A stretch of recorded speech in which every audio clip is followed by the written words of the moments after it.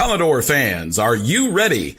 It's time for another episode of the Vandy247 podcast on the 440 Sports Network. Keep it locked right here for the best Vanderbilt coverage. Whether it's Clark Lee on the gridiron, Mark Byington and Shea Ralph on the hardwood, or Tim Corbin on the diamond, the Vandy247 crew has you covered. If you haven't subscribed yet, please do. Also, like this video and subscribe to the YouTube channel. That's free and easy to do. Follow the crew on Twitter, Apple Podcast, and Spotify for podcast episodes. Lastly, if you're interested in sponsoring the show, email Chris Lee at chrislee70@gmail.com. And now, pull up a chair. It's time for another episode of the Vandy247 podcast.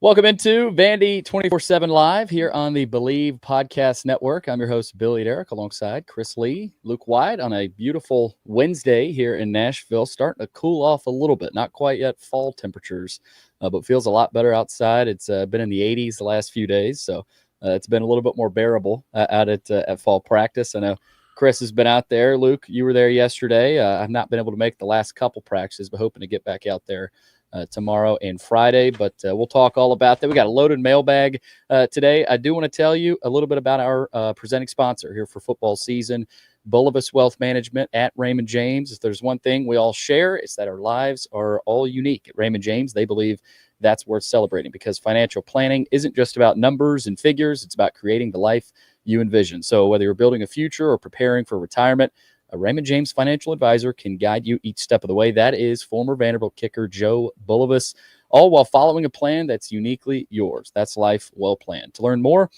call Joe Bulovas at 615-645-6742.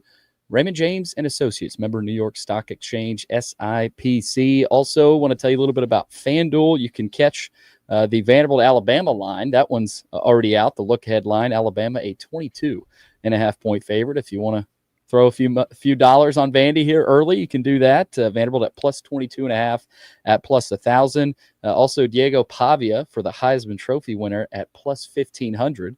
If you like that one.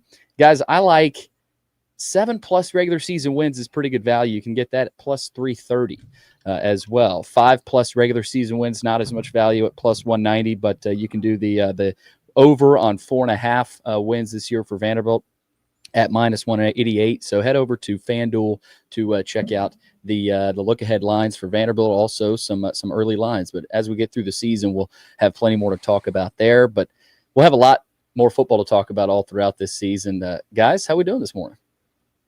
Great. Doing great. Good. Chris, you've been getting out to fall camp?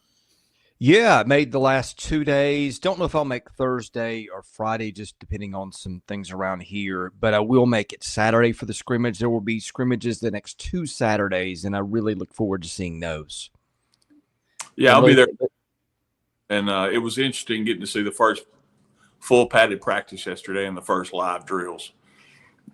Well, the scrimmages, guys, Chris, you know it from going to so many over the years. Luke, you as well. Those scrimmages are where it really gets going. That's where we get some real true takeaways, Chris, to begin things, as opposed to, some of these practices.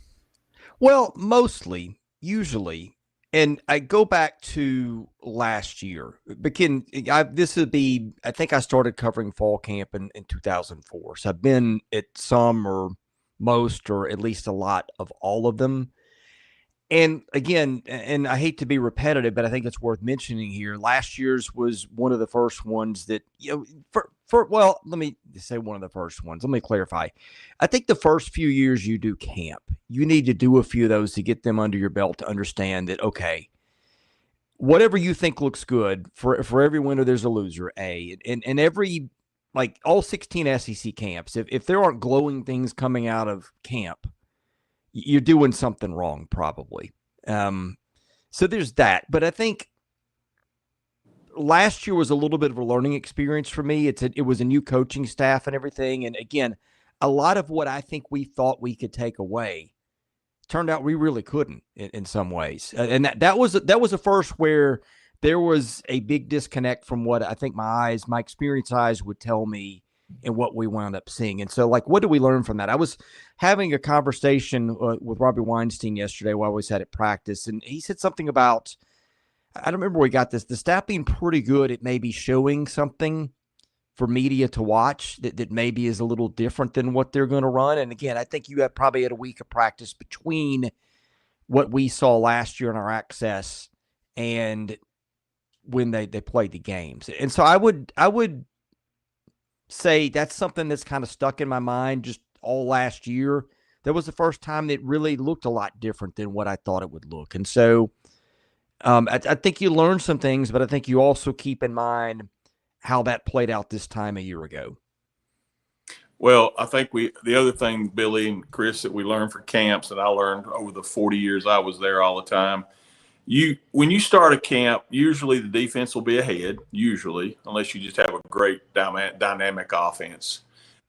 Usually you're the kids are very familiar because they've been doing summer work with guys doing 7-on-7 on their own and skeleton drills. So they're so familiar with who's across from them.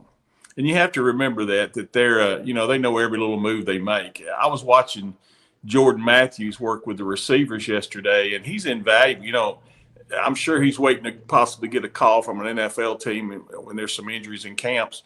But right now, having a guy like J-Matt helping them with their first step and helping them try to get off the ball and giving them little pointers, I love that he's out there doing that. Another thing I drew from yesterday, Elijah McAllister's back in the fold. I don't know what he's doing exactly. I think he may be working with Lance Brown maybe and some of that part of the team. So it was good to see him back. There's just things like you said, Chris, that you think you know when you watch it. You don't really know. And especially it's only day 6 and the first day in pads. I don't take a whole lot from it. Although I will say I thought they were going through the motions a lot of the time yesterday, which surprised me a little bit.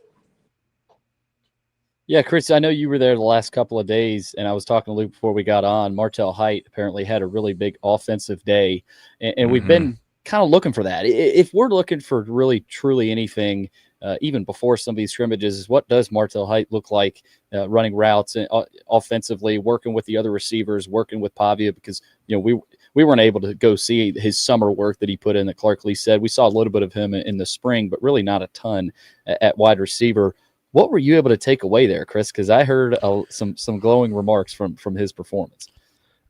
Look, I didn't specifically lock in on every rep that Martell Height took on offense, but I swear it felt like every time the ball was thrown his way, you would see the backs of the defensive backs chasing him down. I mean, that is a good thing in the sense that, okay, they've got a dimension that we didn't know maybe they would have. And I'm going to wait to unpack the rest of that because I think there's a question in the mailbag about it that I will tie this into.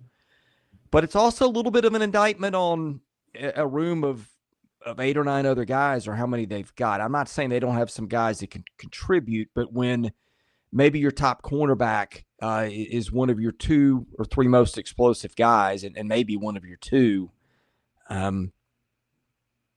look, I think Martell Height would not be in that position at some other SEC schools being asked to do what he's doing. Now, not all of them, but certainly like in LSU or in Alabama, they will have athletes already in place at their receiver position that can do those things without having to move a corner there, 9 years out of 10 at a minimum. So I think it was a mixed blessing. I think it gave them a dimension we didn't know they had, but it also shines a light on maybe where they haven't stocked the team with talent in the way they needed. Yeah, all the touch points I had before the mailbag are already in the mailbag. So I'm going to go ahead and hop into the mailbag. It's brought to you by Sutherland and Belk, family-owned injury law firm. They also sponsor the chat room, so fire away any comments or questions you've got. We are live. If you or a loved one has been hurt in an accident, give Taylor or Russell a call at 615-846-6200 to learn about your rights or whether or not they can help you. Also, our guest line with Chris and Luke brought to you by John Levin, good friend of the show. His company, Wobble Bond Dickinson, thanks the student athletes at Vanderbilt for their dedication, effort, and hard work. Guest line also brought to you by Yeaman Packaging Systems, leaders in end-of-line packaging automation. All right, I was just about to ask you guys this, but we had a good question in the mailbag in regards to this. Lil Nas V23, what do you think the impact of Any Given Saturday, the Netflix documentary, has on us? Does it put a bigger target on our back versus the past where teams may have walked into games underestimating us, or has that ship set sail since the Bama game? I watched the episode last night. I would guess you guys got into it last night as well. If you haven't, I know you guys will, and most of our viewers have. It was hilarious, the difference between some of the people they interviewed, whether they're writers or analysts. You know, Paul Feinbaum cracking jokes, Andy Staples mentioning how if you can't beat Missouri, what the heck's going to happen when you play Alabama? And so the leading up to the Alabama game and the way they introduced Vanderbilt, you know, calling them the punching bag of the league, and then they go beat Alabama, and obviously they showed the inner workings of how that went down. I thought it was a really cool look at what went into that win and the, you know, the relationship between Pavia and Stowers and Clark Lee's message before the game to the team. Guys, I don't know how much of a difference this makes in terms of perception nationally. Probably not a ton, but I do think it was an interesting look. And there may be some people around the country now that go, oh, this Vanderbilt team they're building something here. So I don't know, Chris, you know, we'll see, but it's a documentary, you know, it's not wins on the field. But either way, that was really cool. I don't think Vanderbilt's ever had that much exposure in any sort of documentary, especially at an SEC level. Now, they said yes to, there's some coaches that turned down cameras in their locker room. You know, Clark Lee and Barton Simmons, I don't know why they would have said no. But I thought that was a really cool look at the program. Luke, I haven't seen it yet, so I'll let you answer first. I have an opinion, but it's not informed on what I've seen. Yeah, I watched it yesterday. You know, the market is so saturated with information. You know, this doesn't shine any new light on what happened with this football team last year. I think everybody knows it, especially the teams we play, that we're much improved and that we have better depth. And, you know, I think it was great for Vanderbilt. I saw no negative in it. I love the fact that they started off talking about how Vanderbilt's the punching bag and how can you beat it. You know, it certainly doesn't surprise me that Paul Feinbaum would not. His audience, he doesn't ever have a Vanderbilt caller or anything on his show, I don't think. Very seldom. If he does, it's mostly Alabama, Tennessee, and teams like that. So he's not going to cater to Vanderbilt. Even when they're winning, he's not going to cater to Vanderbilt. So set that aside. I will say this, though, and I was talking to Ryan Auld yesterday. He's one of the officials. He's now a Southeastern Conference official and was working our scrimmage yesterday. And we were talking about the bodies and how we look physically out there. And he said, Luke, remember I don't forget which game it was. He played 108 snaps at defensive tackle. 108 snaps because we had nothing behind him. So that's where we're at now. You got guys now that we'll never have a situation like that again at any position, knock on wood, because of our depth and how it's developed. So that's the part that I'm excited about. And I thought the documentary kind of shed the light and showed that we have some SEC talent. Yeah, I'll just speak to the media part of it. First of all, most people are not going to research the team that much. And look, it's like a shooting gallery at a carnival to go back and rewind all the takes before the Alabama game. And some of those are probably, you know, people that didn't do any homework and never do. If you're going to be on a show and get paid, you know, I don't really have a ton of sympathy for people that get criticism. On the other hand, like, look, I think I've been on record saying this, and no disrespect, but like, it never occurred to me that they were going to beat Alabama at any point in that week. And probably not until sometime well into the second half. I cannot tell you in rewind the time when it occurred to me, hey, they might do this. I didn't feel great about it until finally they got that second first down and wound down the clock. So look, to take shots, and like Vanderbilt did it last year, as soon as the game was over, they had all that stuff queued up. That was, I guess it was fun, but it was also a little bit unfair. It's like not a lot of people had a lot of reason to see that coming, including those who covered the program. Now, look, the players and the coaches would differ, but they'd also just lost to Georgia State a few weeks ago. I think to me, it's good publicity. It's not something that is going to come back until they put themselves back in the news with another one of those. So there's a very limited cycle. I think long-term effects, to me, it'll just be fun for a year. It'll be fun up until the Alabama game, unless they follow it up with something else for people to talk about. I don't think it's going to have a lot more shelf life than that. No, look, I think the way that the coaches and the team interact and the culture they've created is a positive for them. So maybe to the extent that it shows through, that's a recruiting tool and a good publicity thing. But I'll tell you this, for running an SEC YouTube channel, we have to be very careful about anything when you put Vanderbilt on, because those things are fed by algorithms, and Vanderbilt I don't need to be a jerk, it's a channel killer. There's a reason that people don't cover them more. The numbers of what we do for Vanderbilt, we'll do the same thing for other SEC teams. The audience is 5 to 100 times bigger, and it hurts us in our algorithm. And so as the media shifts more and more to those type of things, the incentives to cover Vanderbilt, they're really disincentives. And it's the same thing with Feinbaum on his show. And so every bit of publicity they're going to have to make, they're going to have to make for themselves. I mean, there's a reason they don't get covered more, and it's just free market economics. There's nothing more to it. Well, and if anything, I think that documentary and some of the clips that go viral of Diego Pavia's comments, it was shown. I think the Tennessee episode is the last episode, I want to say. Yeah. So, Luke, you may not have got to that one, but let's just say Pavia is heavily featured and some of the comments heading into that Tennessee game. And so, if anything, fuel for the other teams. But the Pavia, I don't even know what to call it, phenomenon just grows. And yeah, I'm sure people are sick of it, especially Auburn people, probably Alabama people. And that's interesting to me. I've sensed a little bit of the Auburn and Alabama people, man, if they lose, they're coming into this season going, we are not losing to Vanderbilt. This is not happening again. And so it's interesting seeing their perspective on Vanderbilt. They're kind of annoyed, right? And how wouldn't they be? They were able to, Vanderbilt was able to beat both of them last year. So I think Vanderbilt's starting to get annoying to teams, other SEC fan bases. If anything, I think that's better than nothing.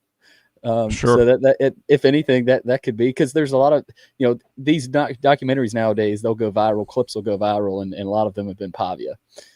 Yeah, so Billy, my footnote on that, I did see a lot was made out of the Tennessee game. A lot of Tennessee fans were tweeting stuff. I mean, my one concern with that is, I'm just going to draw this up. I'm not saying the season's going to play out this way. Let's say that Vanderbilt goes into Knoxville with 6 or 7 wins and a lot to play for, and let's say it's going poorly at Tennessee. Not predicting it, but just throwing you a scenario. Sometimes when things don't start well in camp and you've got the Boo Carter situation, like there's a lot of things in Knoxville that are kind of pre-forming that could indicate a storm that goes the wrong way. Could indicate nothing. Maybe they get out of it. But my concern, I think the negative is, let's say that you go into Auburn or Tennessee, teams that are losing the things that they wanted to play for their season. Good way to get people motivated is to kind of rewind some old comments and dig up some motivation for a game where maybe players aren't as motivated. I don't know the likelihood that plays out, but to me, that's their biggest downside. Well, let me put a little bit of a wet blanket on all this motivation stuff. Again, being on the field and knowing how it goes in a game week, yeah, we're always motivated when we play Tennessee. Always have been. The 3 years we beat them in a row and with Coach Mason, the 2 years we beat them in a row and Coach Franklin. All we heard leading up to is Tennessee's going to pay you back this year. Well, they didn't. Vanderbilt killed them or whatever happened. That stuff lasts for about 5 to 10 plays and it's over with. You're just playing football. That does not last for half, then lasts for a quarter. So all that stuff's so overblown, it's just something good for the fans and people like us to talk about. Yeah, but I'll push back a little bit. I think these Tennessee teams, this one's probably, well, I don't know. It may not be that talented this year, but I think some of those Tennessee teams just weren't very good. And maybe there was limits to what they could do about it. Maybe you disagree with that. I'm fine. I'm just throwing that to you as a question. Well, no, here's the thing. If that's the case, why is Tennessee worrying about Vanderbilt? Yeah. They walk around like peacocks that they're Alabama. They've been Alabama once in 30 years. So all that crap is just Tennessee talk. Same thing when they play Alabama. When they win one time out of however many years, just like we have, it's no different. They're all college kids and 20 years, again, that emotional crap, when we get to the fourth quarter, that's way gone. It's over with. Your adrenaline's gone. All of that mess. It doesn't matter anymore. You ask any player. If they're honest with you, they'll tell you that after the first few plays of a football game, it doesn't matter. All right, anchor down 2401. The hype is there wherever Diego goes. Do you think we overachieve, relive last year's 6-6, or walk in and choke with the best team we've probably had in a decade? Who knows what happens this year? I think similar to last year, we didn't know we had no clue what was going to happen. We thought they'd be better. We had some confidence in Pavia and the offense and the people they brought in. We didn't know what was going to happen. I still think realistically, out of those three options you gave, relive last year's 6-6. I think there's a chance they overachieve.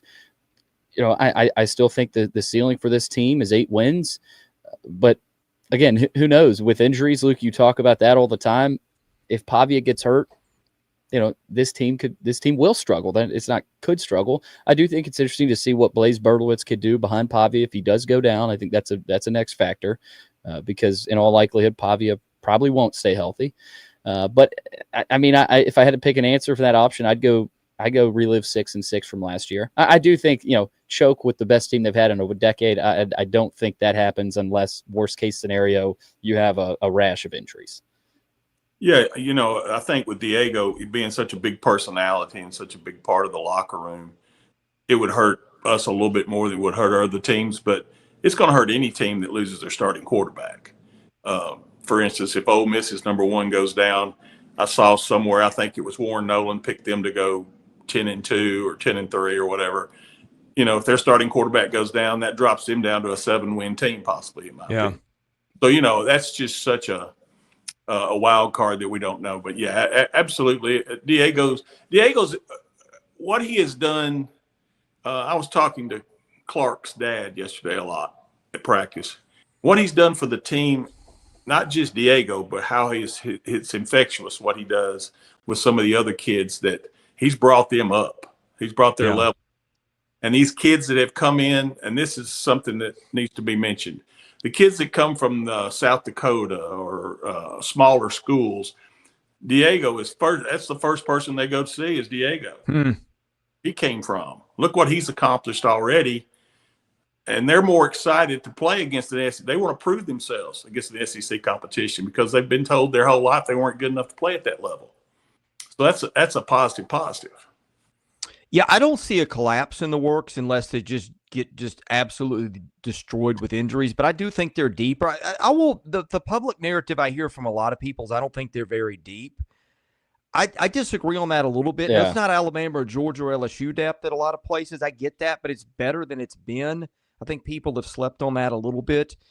I would go with you, Billy. I think I would go middle of the road just because of that schedule. That's probably a good starting point. Set your marker at 6-6 and move it a little bit one way or the other, depending on what you think. But I think the culture and the belief aspect to me, I don't think collapse. I mean, it could happen. There's always a way it could happen, but I don't think that I don't think that a self-induced collapse is probably something that I see coming. Well, in this notion that Vanderbilt's not going to sneak up on anybody, I think is a little ridiculous because did they sneak up against Kentucky? I mean, after that Alabama win, after the Virginia Tech win, that should have woken everybody up. Alabama, maybe they snuck up on Alabama. Alabama might have been sleepwalking the first half, but at halftime, Vandy wasn't sneaking up on them. They still won the game. They go to Lexington and beat Kentucky. I wouldn't say they snuck up on Kentucky.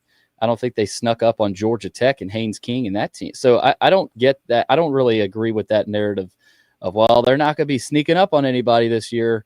Everybody's going to be ready. They'll have they'll have all the film on Pavia last year. But they made adjustments offensively. Yeah, they were banged up late in the season.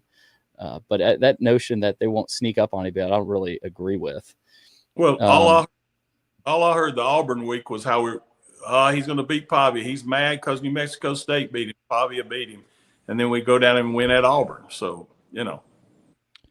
I think if you're not following them, a lot of what was attributed to people figured them out was he was not healthy. Again, you could see it, all the narratives that have come up the last few weeks. The torn hamstring. Deion Walker fell. Luke, I got to ask you about, did he really play with a torn hamstring? No, look, a torn hamstring, like a strain, is technically a tear of a muscle. I think when you hear torn, it's usually more severe, but like a strain is a partial tear. I'm guessing he played with a strained hamstring because, like, if the muscle was torn, like, I don't see any way he's playing at all last year at that point. No, I agree with you. He also had some knee problems, from what I understand. Now, here's the thing. I'm 64 years old. I've got a strained Achilles right now. It's strained. Like yesterday, standing on that turf and walking around for 3 hours, I was really sore when I got home yesterday. I'm 64. You put the adrenaline, you put whatever they gave him for pain, whatever it is, he could compete with that for a while. As the game moves on, it gets tougher and tougher when his adrenaline levels drops. But yeah, he played with injuries. Let's say that he wasn't. There's a difference in being hurt and being injured, and he was injured, and he played through it for about 3.5 games. All you got to do is go back to that LSU game and watch, I think, his first carry, one of the first carries. He probably should have picked up. I'm not saying he should have scored there, but I mean, you could see it right there on that play pretty clearly. Let's see here. For Chris from JC32VU, do you feel better, worse, or the same about this team after attending a couple fall practices? I'll tell you where I'll give you both sides. The better starts here. I think that you add Martell Height as a viable receiving option because a lot of focus has been on that receiver room, okay? And, like, we know this intuitively, but it's a different conversation at Vanderbilt when you have Stowers as part of that. When Stowers, if you consider him as part of your receiving core, okay, you've already upped the bar there significantly. You add Trey Richardson, who I think really gives him a dimension they have not had since Clark has been here. And, I'm thinking – who was the guy? Who was it that Derrick used? Was it Trent Sherfield? Is kind of that jet sweep guy that was pretty good. Darius Sims. Darius Sims is who I'm thinking of. I think Richardson gives him a Darius Sims element, but he's a better player. And I think Junior Sherrill's a pretty good player. Not great, but really good. We're looking at it before the season going, okay, they're not very good at receiver potentially. Well, all you're looking at is at that point is Sherrill. Well, if you add in, now that we know that Richardson looks like he can play, that's another piece. If you add in Martell Height on the field, he clearly has got some downfield separation that it maybe could be a problem. Maybe it's just their defensive backs. Maybe against other teams it doesn't pop as much, but it popped in practice when I was there. And then you throw in Stowers. Okay, you got those 4 guys on the field at the same time, okay? I don't know that double covering Stowers is routinely is big of an option. Like, the effect of all those guys starts to multiply. Yeah. I think that's one place that I've okay, now that I've seen that, I'm a little more optimistic because of that. I think the offense has got a gear or two now, plus with Stowers being more experienced that it did not have before. I think number 2, I did an article that was free on the linebackers the other day in the competition there, and I started running down and going, man, these guys have played a lot of games. Your Pattersons, your Longwells, your Cowans, but between the combination of some depth and some talent there, that's a place that's really started to pop a little bit more in my head is maybe, when you went through the offseason, I probably didn't think about that as much. So that's another place where I think I'm a little more optimistic than I was just by thinking through it. I think the offensive line to me, again, when you look at the experience, most of these guys that played 30-something games and started 20-something or 30-something games, that's a thing that a lot of teams don't have. So you're getting some things there. I mean, they are old. I'm going to start doing the comparison too. But Phil Steele, I think, brought up the fact that I think they are maybe the most experienced team in the league, if not the country. I think that's a thing that doesn't get enough oxygen. The dampers to me are the line has got to get used to playing together. All these guys have played, and not just that, but when you're playing at South Dakota, you haven't lined up and faced athletes that you're going to see in number against Alabama, against LSU, heck, for even that matter, against Virginia Tech or someone like that. So how does that in the continuity translate? I don't know. I mean, yesterday's practice wasn't encouraging, but, it could also be your week into fall camp and you just dragging a little bit. And, I don't think that's going to have staying power in terms of how they executed, but I do think the continuity there is something I'm a little concerned about. I mean, you got tough games in week 2 and week 3 with Virginia Tech and South Carolina. So I think that's one. I think the other thing, and Clark volunteered this yesterday, he said he hasn't been really thrilled with the running back room. So I think, to me, or the way they've run the ball, I don't know how he phrased it. That was a question we had coming into the year. As always, I've said, I don't know that you can tell a lot with the running game in practice. Yeah. But maybe the coaches can extrapolate some things that we can't. And hearing him volunteer that, like, okay. Now, again, you do have some ways to neutralize that maybe in the passing game. But in a time where you're trying to take more off Diego Pavia and need to get him fewer carries, you've got to see some step up there. Those probably are the two things that are my biggest concern after what I've seen and had to process. Well, you talk about the offensive line and cohesion. I think that's where the Charleston Southern game comes into play. Mm-hmm. That comes at a really good time for the newcomers. There's more newcomers than you start to look down the roster, the depth chart. You start to be reminded of some newcomers at some key spots, especially in the offensive line.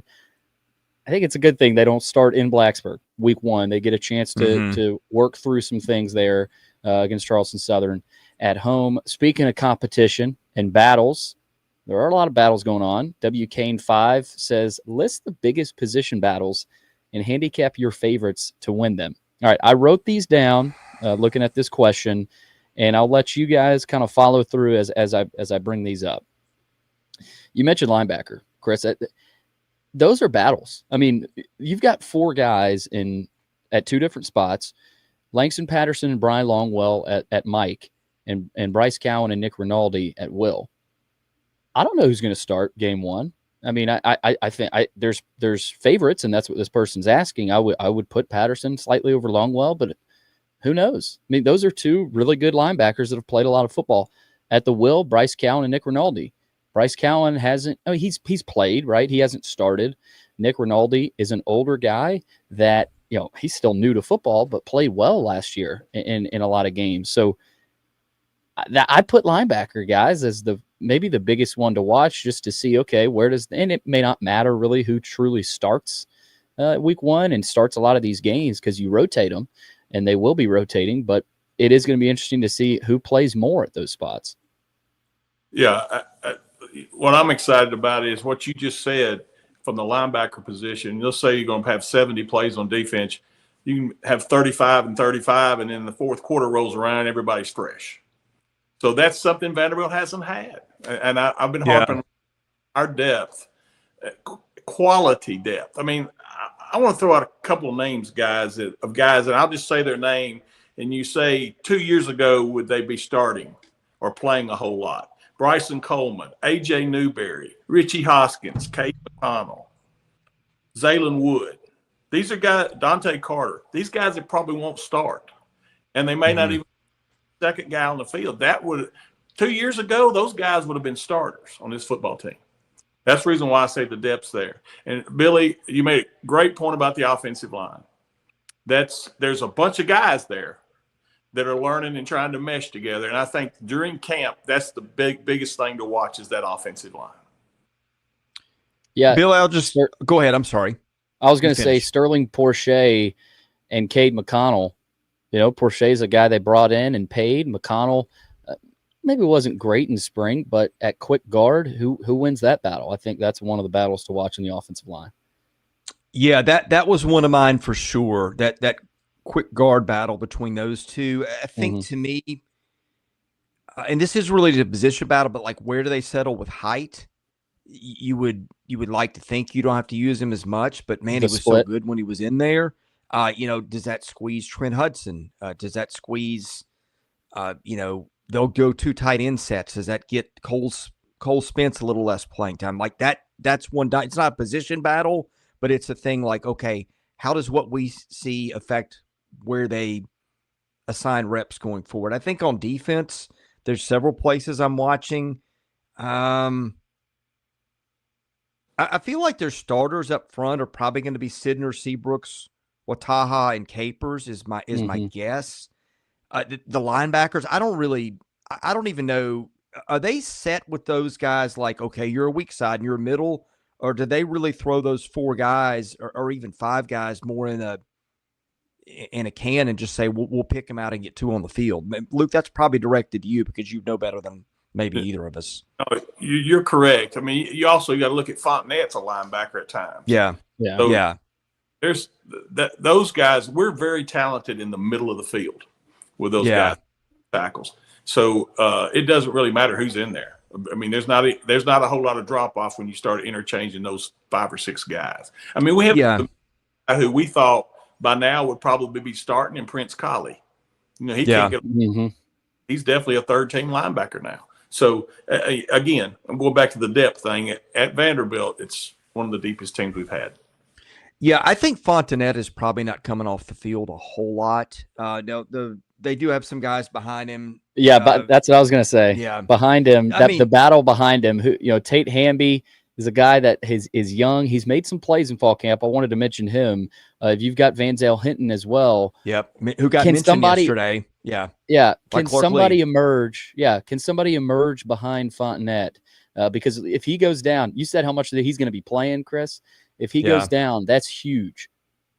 Well, let me specify. Okay, I think if you're locked in a 21-14 game with somebody in the fourth quarter or whatever, Fontenette probably doesn't come off the field. If you're getting blown out or you're up 3 touchdowns on somebody, you probably got some. Jalen Ruth is starting his 3rd year. He's probably going to be his backup in addition to those 2 guys who both made plays. Hinton and Hamby have at times in camp, which again, great thing there. I do wonder, like, if some games, if we'll look up, especially if it's a game that got lopsided, do we look up and we say, hey, none of Patterson, Rinaldi, Longwell, Callan, Colley, or even Jamison Curtis, if you want to throw him in there as a 6th, are we going to look up and say, like, none of them got more than 50 to 60% of the snaps? Maybe. No, I think in a game where it's tight and somebody's fresh, like Longwell is a guy to me that it feels like just the way that he processes the game, and he's not flashy, but it feels like they really trust him. I mean, he led them in tackles a year ago. I just throw those all in a jumble. I don't know where that's going to go. I think a couple other spots that I've got, again, going back to where Height fits. Does he play more offense? Does that mean, Marlon Jones, the guy's played a lot of ball. Maybe you got a luxury with Jones there that you can buy Height some more time on offense if you feel he's good enough. And I think if it's a Jalen Lackey, Colby Taylor battle, I think Davis. That's one, or Mark Davis, who I think it hasn't played yet. I'm watching that because I think Taylor, Luke, I think he's got his head right. I know people are focused on that, but I don't think they've had a peep out of Colby Taylor in the wrong way in months. He's a talented, athletic kid. I think Lackey's probably going to have to step up his play a little bit. I'm not saying he can't win the job again, but I think there's a lot in safety.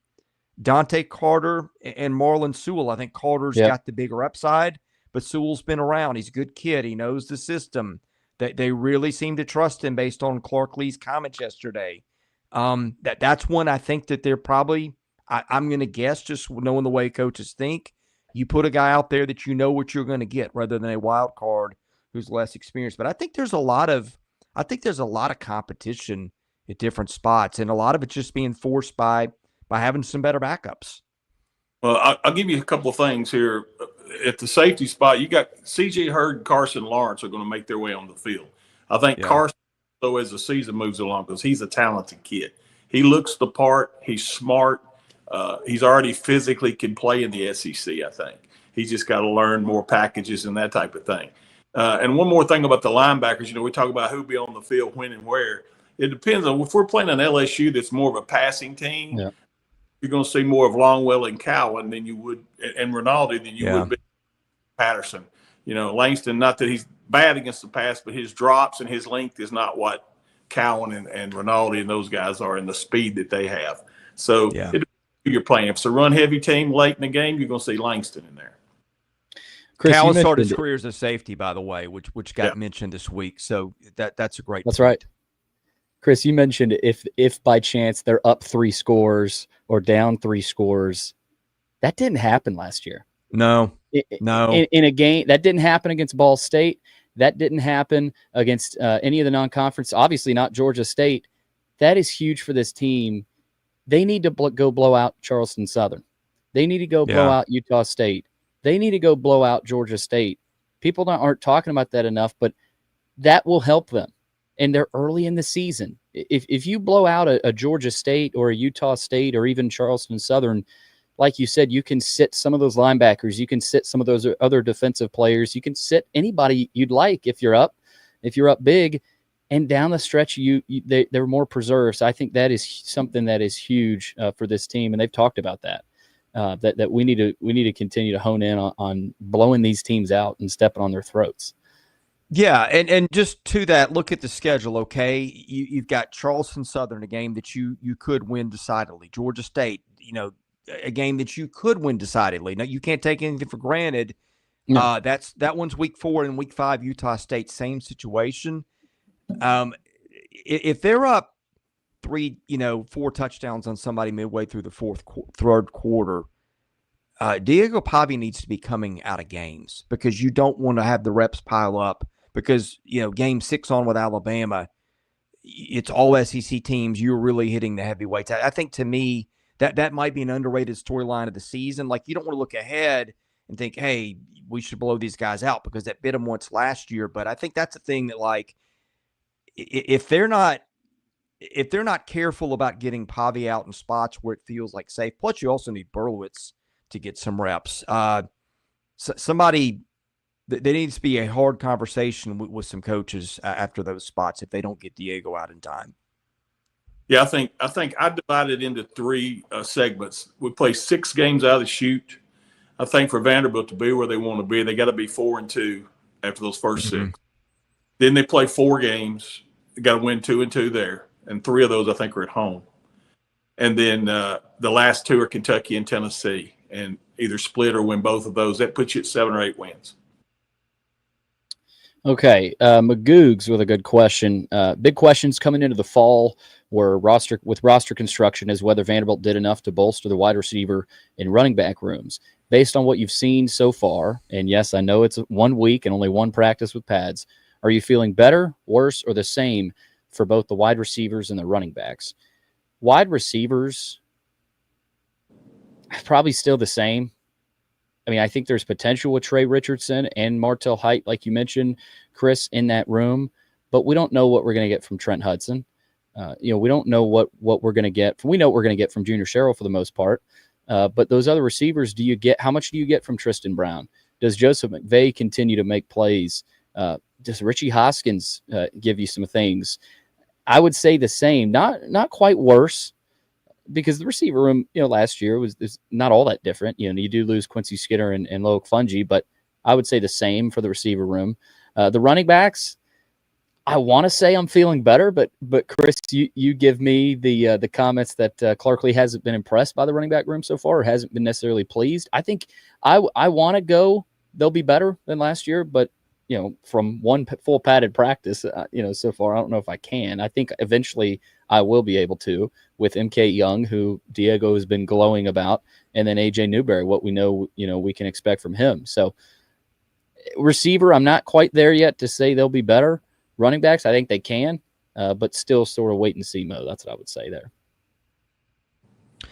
The running back position does concern me a little bit because we just went through the things that they need to get Diego more rest, and maybe Blaise Berlowitz can take some of that. He's pretty quick and athletic, but do you want to get your backup quarterback 20 carries in the game? I don't know that you would. That is one thing that puts a little damper, is if they can't run out the clock on teams and they're 3-and-outing because their running back room can't get it done. That does put a lot of other things at risk.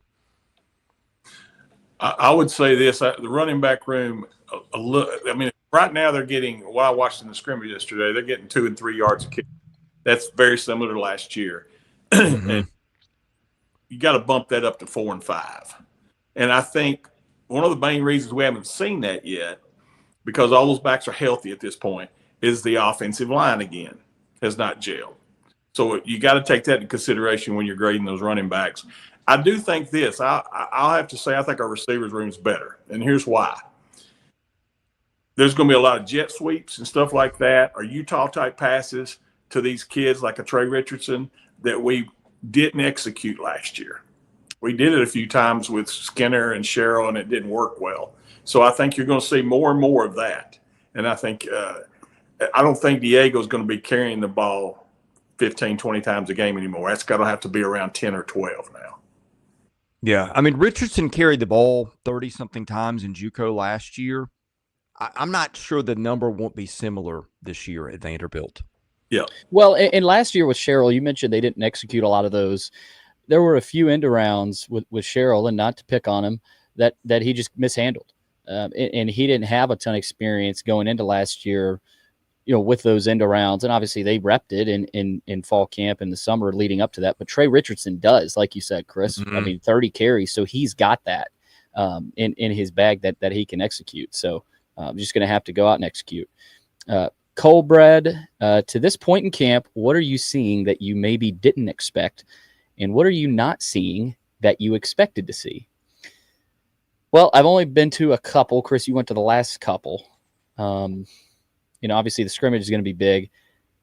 Something I expected to see, it would maybe be the offensive line. Again, it's hard to tell so far, but that Clark admitted that he was disappointed. I heard Jerry Kill wasn't necessarily pleased either that day with the offensive line. So, but it's early, right? I mean, I would have expected maybe a little bit of better play from the offensive line. Still waiting on that, like we've talked about.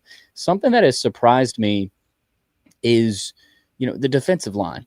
Corday Sidner had a really good day last week, just dominated some drills. Mm-hmm. And you're like, man, this guy, that you forgot about some of the things he did last year, and he's back healthy to 100%. Miles Capers and Wataha, just how much bigger he is. I mean, I didn't think that guy could get any bigger. But Wataha, and the fact that, I was a little surprised to hear Clark come out and say, no, Clark's a confident guy with his players. He'll talk them up, but he said he's a draftable guy right now. He could walk into an NFL locker room and not be out of place.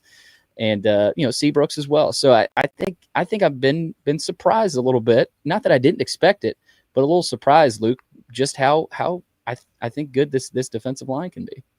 Yeah, the defensive line, and again with the depth there, Bradley Mann was starting until he got hurt. Bradley Mann will probably be a third guy now. Mm-hmm. Bradley's not a football player. So there again, depth jumps it. Some of these other D linemen that we've got that I haven't seen enough of to tell, but I think they're going to be fine. Again, that's going to pay up dividends in the fourth quarter of games. One other quick thing about receivers I want to point out. There's a kid that I've been watching, and every time he gets in the game, he gets off the ball. He may not be the primary target, but he's getting open, is Boski Barrett. I don't know what they've done with that kid, but he looks much improved. I think he's going to figure into some things at times. Things that surprised me. I mean, I knew Martell Height was a discussion piece at receiver. I didn't know he was just going to come in and blow the top off their secondary the way that we saw it a few times. I think that was a thing that caught my attention. I think Blaze Berlowitz, I know you guys raved about him a little bit before I was there. I do think that he's got some abilities there. So that's a positive in my mind. I just didn't really know what he was. And I think somebody mentioned maybe ball security might be an issue with him. I don't know if that's true or not, but that's always the thing as your quarterback. You're going to have to be careful there. I mean, I thought Richardson would be a difference maker based on the speed, based on the production, but you got to see it this week to kind of validate that opinion. So that was a good thing. Sidner, I guess he was hurt a lot of last year and then kind of came in his own late. I didn't notice this until maybe a few days ago. He actually got named, I think, fourth team All SEC by maybe Athlon. So I think somebody recognized it. But like, he's got a burst that he's shown in camp at times that I didn't know he had. I was like, wow, that's something. Yeah, I mean, nothing that's just, I don't think shook the foundation of what I thought on this team other than that one way or another. But I did see some answers where you want to see him get some things that I wanted to see validated a little bit at some places. And then again, I'm just, the running back thing is going to have to resolve. That's the place that I'm a little concerned. And again, that's them in the offensive line are going to have to step it up. I like this other one from Colbred. On both sides of the ball, other than Diego, who are the most vocal leaders who set the standard for the rest of the team? I go offensive line with Chase Mitchell. He is very vocal and a fun guy to interview. He's I mean, go back. I don't know if you've watched it yet, but go back and watch him in our interview with him. He's pretty funny, and I think he is a leader. And he's enjoyed working back with Jordan White there at the center spot. I think White could build himself into being a vocal leader. Outside of that, guys, I mean, defensively, I would go Corday Sender as being a vocal leader for this team. At the linebacker spot, Langston Patterson. I don't know if you guys have any others, but that is something that especially for some newcomers, maybe there's a newcomer that comes in here and becomes a vocal leader. I go Longwell and Height. I'd add that to the defensive side. Longwell is so smart. Chris mentioned it earlier. You can trust him with everything. He's the kind of guy you want to date your daughter. You could trust him with anything. And I think he and Martell both. They're not necessarily that they're loud, but they get you in the right spots. Yeah, I'm a big Longwell guy. I just think he's I've met his parents a time or two. I think he's very grounded. I just think you hear him speak in interviews. He's got maturity beyond his, and he's got that. He's not one of these guys that walks around like Diego playing with a chip on his shoulder. But if he needs a reminder of where he came from, Auburn dropped his scholarship on Christmas Day of his senior year. And the Vanderbilt thing didn't, I think, pop up till signing day. Late. You like a guy that's always got a little motivation in his back pocket, who's smart. All right, good one from Nash Native. As you compare year one, Pavia and new staff with Kill, Beck, and strength and conditioning, what are the biggest differences you see in year two and how camp has played out? Who is the top performing freshman and transfer you've noticed? We'll get to the second part of that one here in a second. But to me, guys, the difference between this year and last year, Chris, I remember early parts of fall camp last year, we were learning so much about what we might see with this team and this offense. We didn't quite know what we were going to get from Pavia. We quickly figured out that he was going to be the guy. We figured out he could run, and then some of the scrimmages, the playmaking ability. But this year, everything's set. There's more continuity. There's more familiar faces. I know you brought in some transfers, but the level of confidence too. Last year, in some of the interviews, you would feel some confidence and sense some confidence, but this year, you're hearing things like college football playoff. You're hearing things like winning a national title, and to me, the difference is you saw a full season of Pavia infusion and Jerry Kill infusion of confidence and swagger. So to me, it's the level of swagger and confidence for this team. And I think people like to talk about that every year, but this year, that's what I see, Chris, as a difference between last year. We were trying to figure everything out, but there's more known. There's more of there's a track record. There's a proven track record of what this team can do. Yesterday, was not a good practice. Let's just say that. Let's put that out there. But there's a difference in having a bad practice and having a practice where you're not focused and you're not juiced up. That's what yesterday was.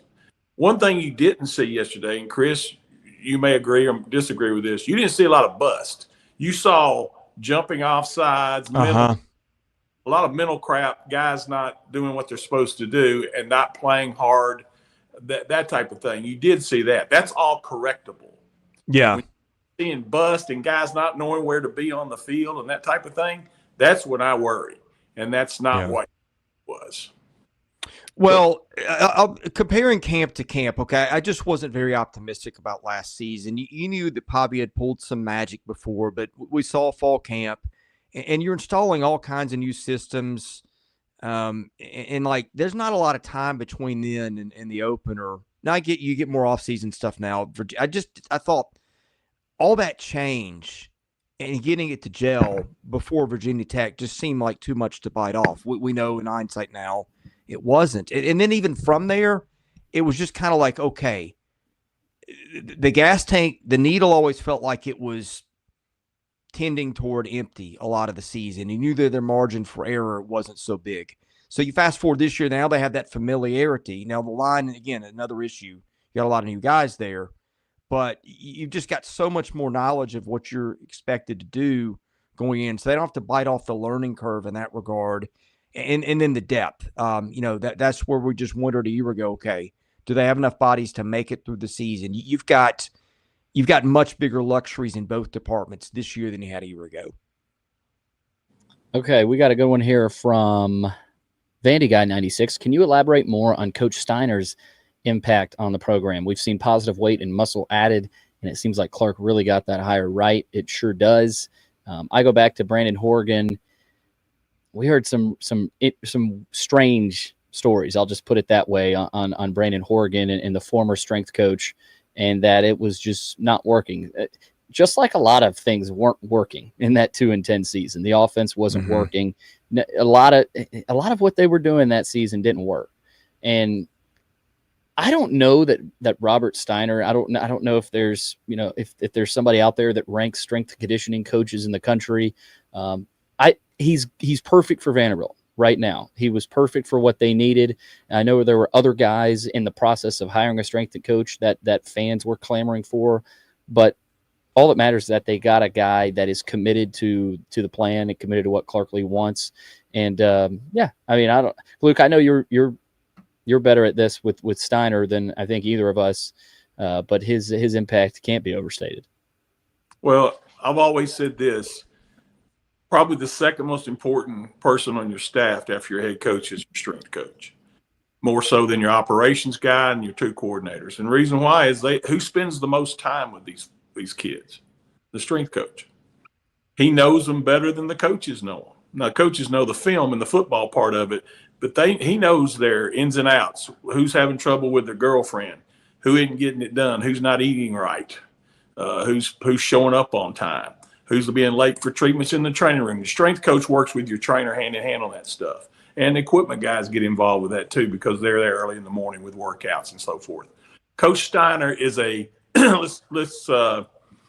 two different kinds of strength coach. There's the type that will have they're going to do what the head coach wants, obviously. But there's also the ones that think more on the conditioning side. And then there's the other ones that I call the gritty guys that really say, hey, look, it doesn't matter. If you're not the strongest guy on the team, you're going to be the fastest guy. But if you're not the fastest guy on the team, you're going to be the strongest in that position. And that's who Steiner is. He can identify what needs to happen, and he does a great job with it and getting out of these kids what Coach Lee and the staff wants. Okay, here's a good one here. Could this from Vandy fan 1345? Could this possibly be our best defense in 10 plus years? Yeah. Some of those Derrick Mason, that Derrick Mason, Zach Cunningham defense was really good. I think people forget about that. I still don't think they had the amount of depth this defense has. I do think it's interesting. Clark, look, it's a risk to take the reins off the defensive coordinator, but players have talked about this and admitted it, and we knew this last year, but Steve Gregory was calling the defense the second half of last season.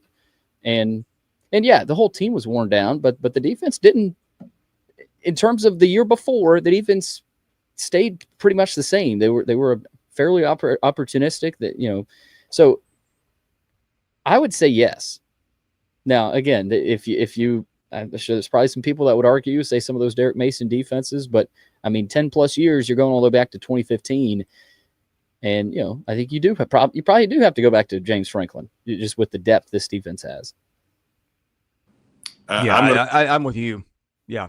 I'll go back to the Woody Woodenhofer defenses. This team has the linebackers similar to that. They have defensive line that was similar to that. What they have better than those Woody defenses. Listen, Peyton Manning threw one touchdown pass against Woody Woodenhofer's defense. One. We lost to them 14-7. We lost 12-7, and we lost 17-10. We couldn't score with Damian Allen and guys around him. We couldn't throw the football. That defense, but now you add more depth. The starters on that defense, there was probably 7 or 8 that either played in NFL camps or had an NFL career. And I think you're going to see 4 or 5 of these guys have the same thing. Yeah, and those teams, it was, okay, all your best athletes, I feel like, were on defense, and whatever's left was on offense, which is what, defensive coaches probably – he's probably not the first one who did that. Okay, Midges VU. Hey, fellas, the obligatory stadium query. What is the feel of the stadium? With, I presume it's basically completed. It's not done yet. Nope. Chris, I know you were over there last couple of days.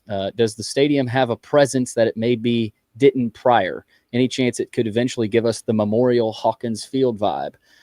It's different. I mean, last year it was different, guys. When the north end zone was done, we talked about that, Chris, that it didn't feel like the same old place. That north end zone just kind of bears down on you. And with the south done, it's not done yet, but when it is done, I'll be interested and have people in there and what it does feel like. I think it'll kind of feel like you're trapped into a more of a, an actual stadium as opposed to, the old horseshoe design that it never really felt like a cozy environment per se. I still don't necessarily. I don't know if I'd go as far as cozy. I think they probably do still need some chairbacks, which I know we've talked about potentially coming, but I don't know. I'm looking forward to it. Chris, does it feel different with the south end zone almost done?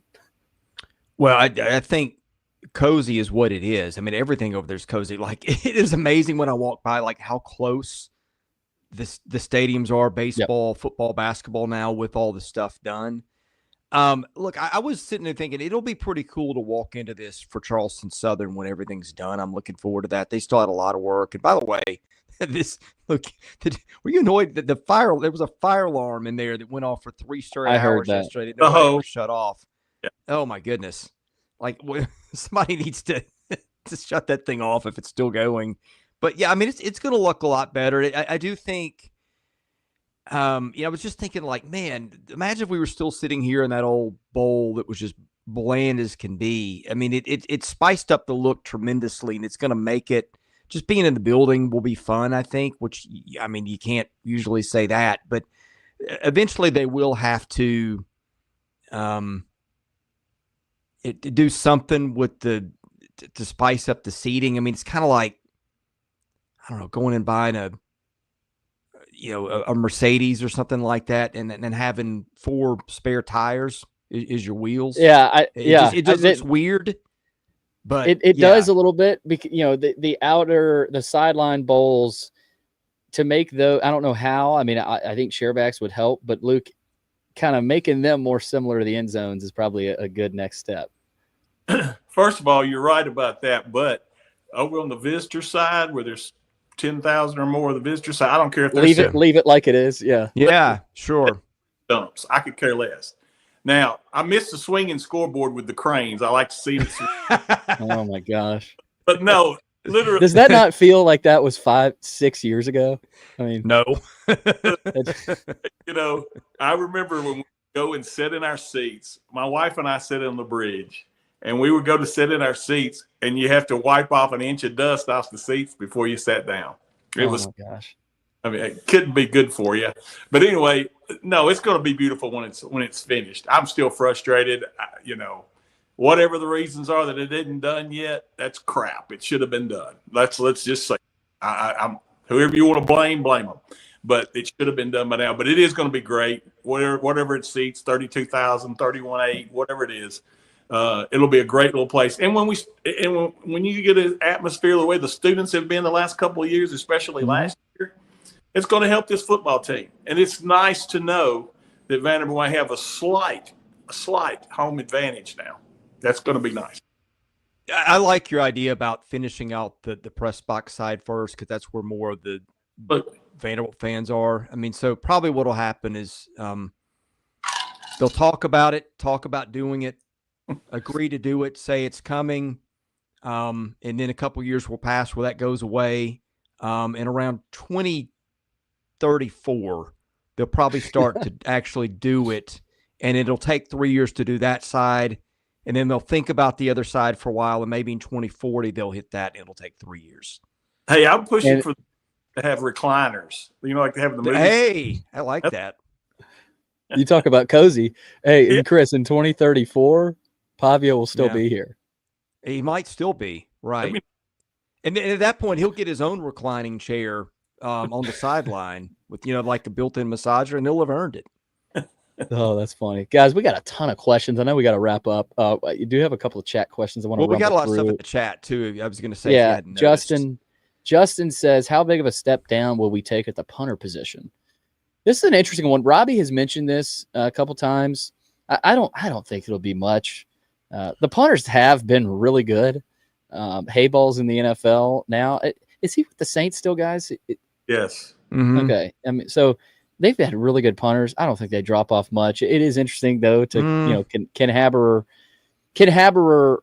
continue to to punt the way they have. I think that's interesting, but he's solid. I don't. But again, they don't need. I think this works out. They don't need, as I say this, you always need and want a really good punter, but the hope is that you're not punting as much. So maybe it's not as bad if you don't have a as good of a punter as a Hayball.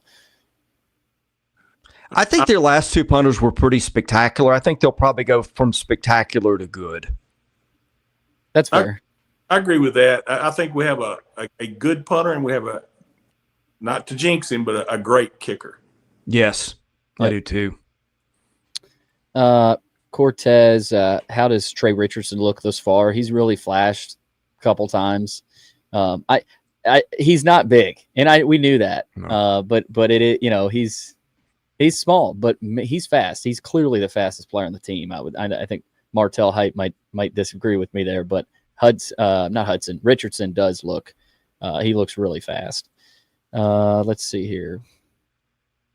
I think that's pretty much it. How much Eli Stowers Wildcat will we see this year? A few times you would get. I mean, we didn't see a bunch of Stowers Wildcat. I know we saw that reverse pass. Pavia flipped it back to Stowers. He threw it to Spence in the end zone. One thing on the Wildcat, I'm not going to say Martell Height is going to play some Wildcat, but I saw him throw a ball back after catching a punt, and this is practice, but he's got a really good arm. So don't be surprised if Martell Height throws a pass this year. And I'm not giving away anything here. This is my opinion from what I've seen and gleaning from it. I think Martell Height could be throwing some passes this year. But that's pretty much what we got, guys. That was it's one of our longer shows in a while, but it tells you football is back, and the podcast is back. And give us a review, 5-star rating. That helps us get noticed. If you're listening and haven't subscribed yet, please do. Vandy247.com is the best time of year to subscribe. Like this video, fire away your comments and questions down the road, and we'll catch you again soon. For Chris Lee. Yeah, Billy, before you go, shout out to Southern and Belk, our longest running sponsor. They always sponsor our mailbag and our chat. Taylor Sutherland, the guys, just tremendous. And so hopefully you don't need a personal injury attorney, but if you do, those are your guys. And I think the other thing, our buddies at the Wash House and Steve Andrews and what they do to support our basketball coverage, want to make sure we get in a mention. If you've got laundry needs, check out the Wash House. They'll come and get your stuff and bring it back to you folded and clean. And I know Steve really well. The attention to detail will be there. So just a reminder to help out the folks who help us out on the show. A couple of things I'd like to mention, guys, if I could. Prayers for Steve Franks, former Vanderbilt, and prayers for Ronnie McMahon. Yeah. Yes, absolutely. Speaking of basketball, the SEC schedule has been set, and you can go check that out. Vanderbilt will open at South Carolina. They finish the regular season at Tennessee. They also play Kentucky twice, like they usually do. So go check that out. I'm sure we'll be putting an article out there, and that'll obviously be on their website. But schedule's out, so go check that out. Go check us out on our YouTube, the site as well. All kinds of stuff going up right now with fall camp. Again, for Chris Lee, Luke Wyatt, thanks for listening. We'll catch you again soon with more episodes of the Vandy 247 podcast.